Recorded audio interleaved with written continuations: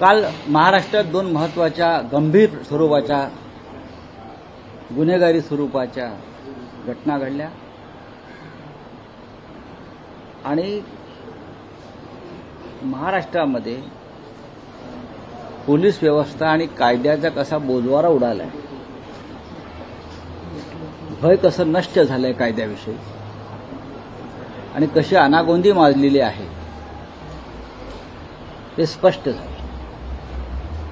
देवेंद्र फडणवीस यांच्याकडे गृह खातं आल्यापासून त्यांचं लक्ष गृह खातं, कायदा सुव्यवस्था, महिला सुरक्षा याच्याकडे नसून पूर्ण राजकारण, तेही विरोधी पक्षाच्या विरोधामध्ये काय कारस्थाना करता येईल आणि त्यासाठी पोलीस यंत्रणेचा कसा वापर करता येईल यातच त्याने संपूर्ण पोलीस खातं अडकवून ठेवल्यामुळे काल आपण दोन घटना पाहिल्या. फलटणमध्ये सरकारी रुग्णालयातल्या एका महिला डॉक्टरनं आत्महत्या केली. तिला आत्महत्या करावी लागली, तिला आत्महत्येस प्रवृत्त केलं आणि ते करणारे गुन्हेगार जे आहे ते पोलीस खात्यातले. दुसरी घटना मुंबईच्या रस्त्यावर घडली. एका मुलीवर, युवतीवर सपासप वार करून तिची हत्या केली. ठीक आहे, हल्लेखोराने आत्महत्या केली हा पुढला प्रश्न, पण मुंबईच्या रस्त्यावर सपासप वार करून एका मुलीची हत्या झाली. अशा घटना महाराष्ट्राच्या कानाकोपऱ्यामध्ये सातत्यानं घडताना दिसत आहे. सातत्यानं मधल्या काळामध्ये वसईत घडल्या, मराठवाड्यात घडल्या आणि अत्यंत असंवेदनशील पद्धतीनं गृह खात्याचा कारभार सुरू आहे. गृह खातं काय करत आहे? विरोधकांवर पाळत ठेवणं, विरोधकांचे फोन टॅप करणं, पोलिसांना विरोधकांच्या मागे लावणं. पोलिसांची जी व्यवस्था आहे ती या राज्यातल्या कायदा आणि सुव्यवस्थेच्या संदर्भात उत्तम काम करण्यासाठी, पण पोलीस हे आमच्या पक्षाचे चाकर आणि नोकर आहेत अशा पद्धतीनं त्यांना राबवलं जात असेल तर फलटण आणि मुंबईसारख्या दुर्घटना सतत घडत राहतील. घटना घडल्यावरती चौकशीचे आदेश, निलंबनाचे आदेश, कठोर कारवाईचे आदेश, या आधीच्या गेल्या 3.5-4 वर्षातल्या घटनांचं काय झालं, कुठपर्यंत आपण आला याविषयी जर तपशील मागितला तर शून्य आहे. राज्याच्या पोलीस महासंचालकपदी एक महिला अधिकारी आहेत ना, राज्याच्या पोलीस महासंचालक पदावरती एक महिला अधिकारी आहेत आणि देवेंद्र फडणवीस त्यांना सातत्यानं एक्सटेन्शन देत आहेत, कारण त्या कार्यक्षम असाव्यात असं त्यांना वाटतंय. तरीही जर महिला सुरक्षित नसतील आणि महिलांच्या हत्या आणि खून आणि आत्महत्या होत असतील तर मला असं वाटतं की आता भारतीय जनता पक्षातल्या त्या महान सगळ्या महिला नेत्या कुठे गेल्या? हे जर इतर कोणाचं सरकार असतं तर या महिलांवरील हल्ले, अत्याचार, खून या विरोधामध्ये सत्ताधारी पक्षाच्या महिला नेतृत्वानं, महिला आमदारांनी रस्त्यावर तांडव केला. मग आता ह्या सगळ्या गप्प काय, कसली वाट पाहत आहे? अत्यंत चित्र गंभीर आहे या महाराष्ट्रात. सरकार सरकारसारखं काम करत नाही, सरकारची प्रशासनावर पकड नाही, गृह खातं अजगराप्रमाणे निश्चित पडलेलं आहे. अशा पद्धतीत या राज्यातील महिला असतील, तरुण असतील, वृद्ध असतील, त्यांची सुरक्षा वाऱ्यावर आहे. रावसाहेब, आणखी एक विषय होता की सध्या भाजपमध्ये अन्य पक्षातून मोठ्या प्रमाणावर इनकमिंग होत आहे. मात्र जुन्या कार्यकर्त्यांकडे लक्ष द्या, नाहीतर जेवढ्या जोराने वाढलो तेवढ्याच जोराने खाली आल्याशिवाय राहणार नाही, असं स्वतः भाजपचे केंद्रीय नेते नितीन गडकरी म्हणतात. नितीन गडकरींनी आपल्या पक्षातल्याच नेत्यांचे कान टोचल्याचं म्हटलं जातं. नितीन गडकरी हे कायम कान टोचण्याच्या भूमिकेत असतात. नितीन गडकरींची जर गेल्या काही काळातली वक्तव्य, भाषणं ऐकली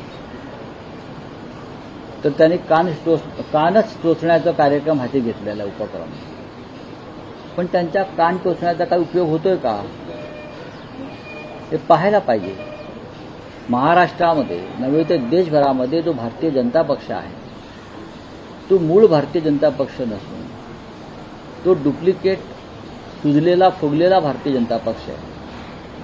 भारतीय जनता पक्षातले आजचे आमदार 60% आमदार हे बाहेरून आलेले आहेत, 60-65%. भारतीय जनता पक्षातले जे प्रमुख पदाधिकारी आहेत जे स्वतःला नेते म्हणून मिरवतात हे कधी काळी भारतीय जनता पक्षाच्या विरोधात काम करणारे लोक होते. त्यांना भारतीय जनता पक्षाची विचारधारा काय माहिती आहे. जे कालपर्यंत हाफ चड्डीवर संघाच्या घाणेरड्या शब्दात टीका करत होते आज ती संघाच्या चड्ड्या घालून संचलनात सामील होताना जेव्हा पाहतो तेव्हा लोक हसतात, लोकांना गंमत वाटते, लोक त्याचा मजा घेतात. भारतीय जनता पक्षामध्ये आज त्यांच्या स्वतःचे असे 20%च लोक आहेत आणि बाकी सगळे बाहेरून आलेले हौसे नवसे गवसे आहेत. त्याच्यामुळे नितीन गडकरी यांच्यासारख्या जुन्या जाणत्या भारतीय जनता पक्षाच्या नेत्यांची वेदना ही खरी आहे. राऊतसाहेब, मुंबई महापालिकेसाठी भाजपाने 150+चा नारा दिलाय आणि अशाच वेळी एकनाथ शिंदे दिल्लीमध्ये रवाना झाले. बघा, मला असं वाटतं त्यांचा जो आत्मविश्वास आहे तो पाहता भारतीय जनता पक्ष 150+चा नारा देईल, एकनाथ शिंदे गट 120चा नारा देईल आणि अजित पवार किमान 100 जागा मुंबईत जिंकतील, असे एकंदरीत त्यांचा आत्मविश्वास दिसतो. आणि मग आम्हाला सगळ्यांना राजकारण संन्यास घेऊन हरिहरी करत केदारनाथला जावं लागेल. जी गुफा आहे मोदींची तिथे आम्हाला जाऊन बसावं लागेल, कारण 150 120 बरं का. आणि आता अबकी बारवाले पियुष पांडे राहिलेले नाहीत, त्याच्यामुळे त्यांच्या आता अबकी बार मोदी सरकार, अबकी बार फडणवीस सरकार अशा घोषणा कोण लिहिणार. भारतीय जनता पक्षानं कितीही गर्जना केल्या तरी मुंबईमध्ये ठाकरे बंधूंचाच महापौर होईल, हे लक्षात घ्या. ह्याच्यामध्ये आता दुमत असण्याचं कारण नाही. हे जे आता बोलतायत हा त्यांचं वरवरचं अवसान आहे, उष्ण अवसान आहे. मुंबईमध्ये ज्या पद्धतीचं वातावरण आहे, मुंबई ठाण्यामध्ये भाजपा आणि मिंदे गटाला पराभव स्पष्ट दिसतो. राऊतसाहेब, तुम्ही परवाच्या दिवशी म्हणाला ठाण्यात 70 पार होते, तर मुंबईत तुमचं टार्गेट काय आहे?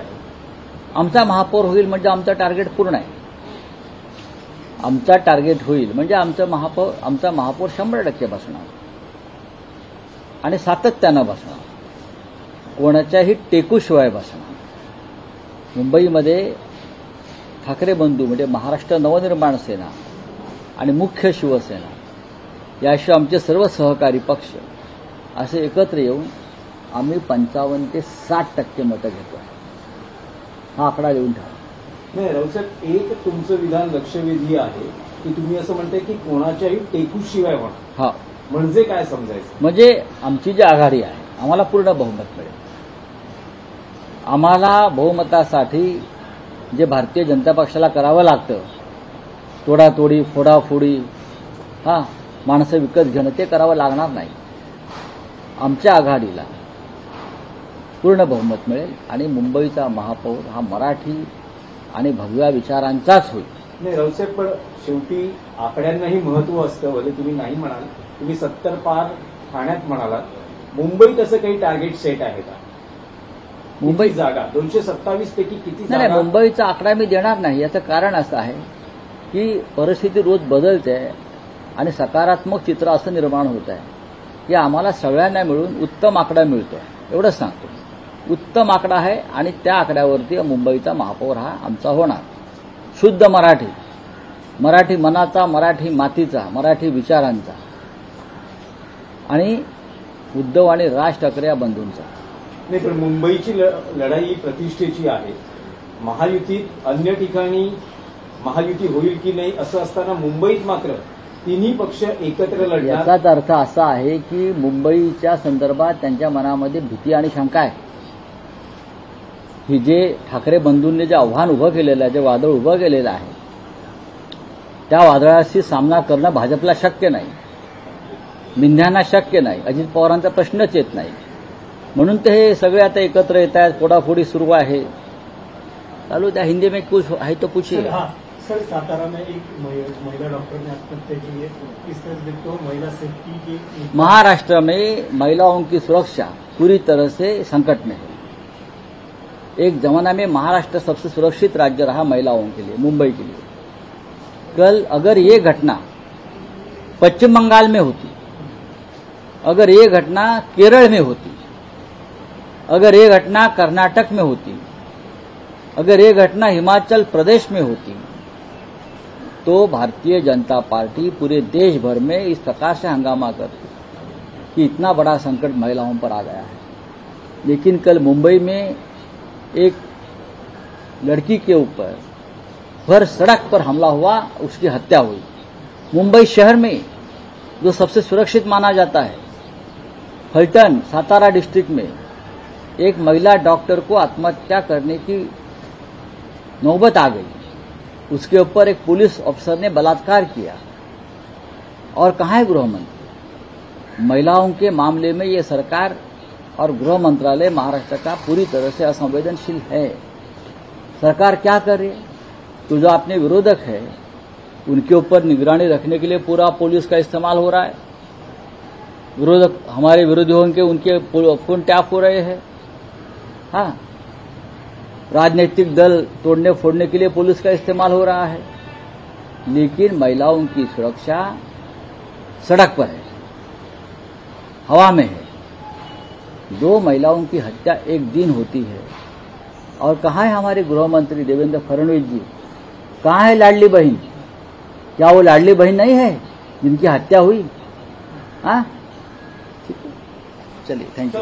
सर, एकनाथ शिंदे दिल्ली विजिट कर रहे, अमित शाह से मुलाकात करने वाले, क्योंकि भारतीय जनता पार्टी ने 1+150 का नारा दिया है। देखिए, बात ऐसी है, ये उनका इंटरनल मामला है।